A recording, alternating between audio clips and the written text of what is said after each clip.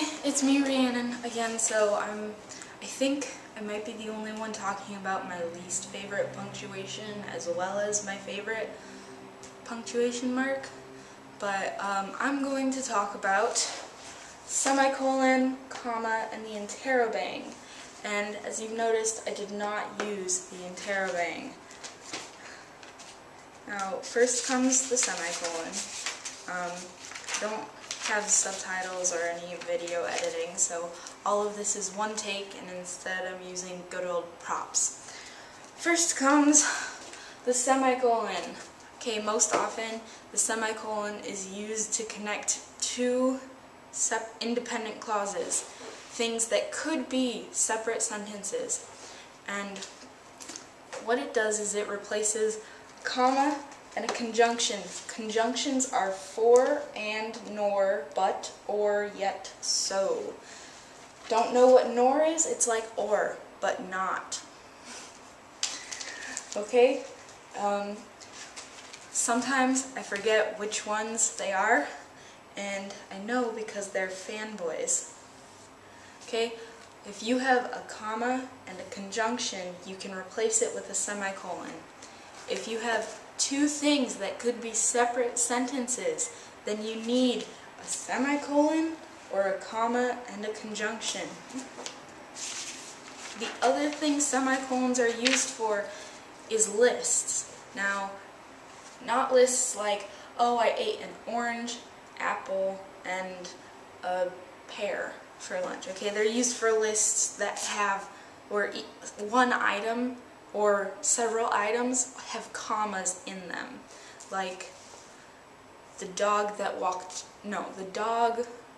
who walked down the street, or something like that. The dog running down the street, comma, the cat playing on the couch, comma, something else. Instead of doing that, you can use a semicolon at the end of each one.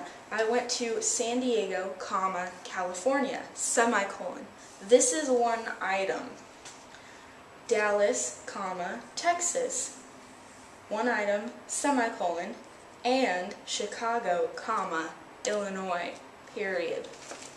So that's when you use a semicolon, and it's like a super comma in that case.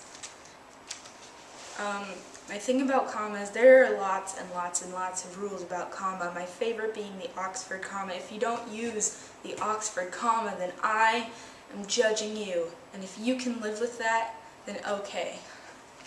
But my favorite thing about commas is how they relate to parentheses and dashes, because it's like this. I had a choice. I could use parentheses, which were quiet, commas, which were medium, or dashes, which were loud, because parentheses are sort of quieter than commas, and dashes are louder because there's a visual interruption. But with parentheses, there's this sort of like closed thing that's like a separate thought, and then you get back to it, which is what commas are supposed to do, but parentheses add more to it. Okay, then lastly we come to the interrobang. I don't like the interrobang. Why? Because in creative writing, the interrobang is lazy. It's lazy, especially in dialogue. Dialogue is the only place you would usually use interrobang, unless you're writing in first person and it's a diary or whatever. So basically, why are you shouting? He demanded, yelled, screamed, asked loudly, fumed, interrogated, asked sharply, yowled. Those are all things you can say instead of using the interrobang, because usually when we put a question mark next to an exclamation mark, we're doing that for volume and tone, which you can describe. We have words for those things. You should use those words instead of using a made-up punctuation mark.